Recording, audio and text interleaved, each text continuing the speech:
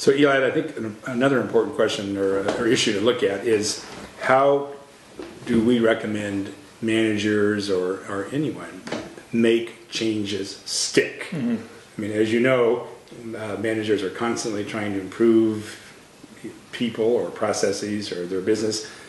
People get really excited, changes are recommended, a lot of enthusiasm, things are kicked off and launched, and then in 30 to 45 days, they just don't stick. Yeah.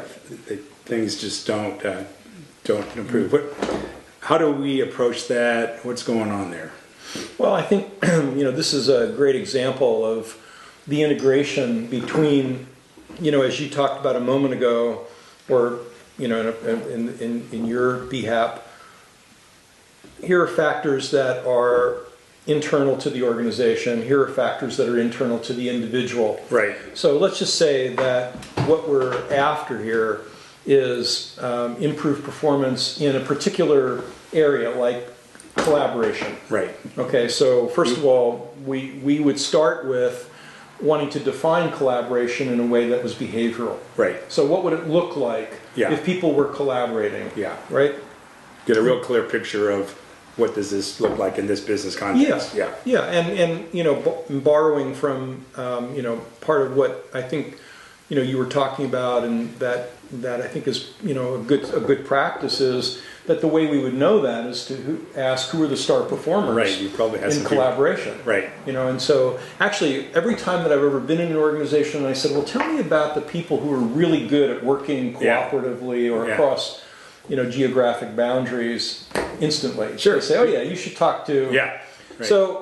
So let's just say that, so we've got these factors that are internal to the individual that have to do with collaboration. And so you define, well, what are the particular skills that make somebody a good collaborator? Maybe one is that they are excellent listeners. They gather data, they really are concerned about the other person's point of view, not just their own point of view. Well, that kind of behavior can be reinforced or it can be extinguished by the environment. So for example, if an organization takes no time whatsoever to work together in a collaborative way, and people are rewarded for their individual heroics, then basically you have an organization where people are heroes, and they never get beyond that point to the next stage. The next stage is, let's you and I work together. We have a common goal, and we have to figure out some way so that when we reach that goal, it's going to have your take on it, it's going to have my take on it, and whoever else are stakeholders to that change. Right? So what is it that's unique, though, then, that we do that other consultants don't do to make sure that the behavior sticks, or whatever it is? What is it? It sounds like so far what you're saying is we truly get down to some specifics in terms of.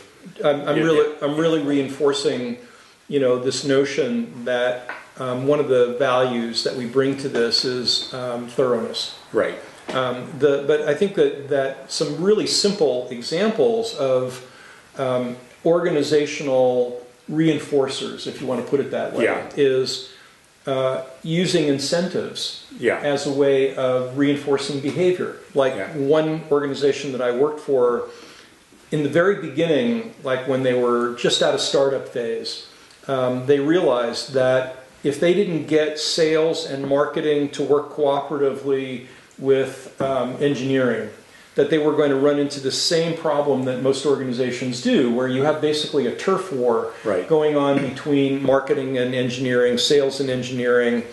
And they came up with this great idea. And the idea was, they called it Lend an Oar Award. And so the award was, and it was one that became part of the bonus and incentive program.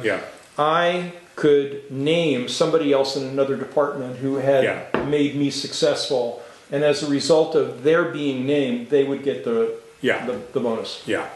So what you're saying is, and what I would add to what you're saying is, one thing that we do that other maybe consultants don't do is that comprehensiveness. So we realize if you're going to get behavior change in whatever it is, a process, you've got to take a comprehensive approach.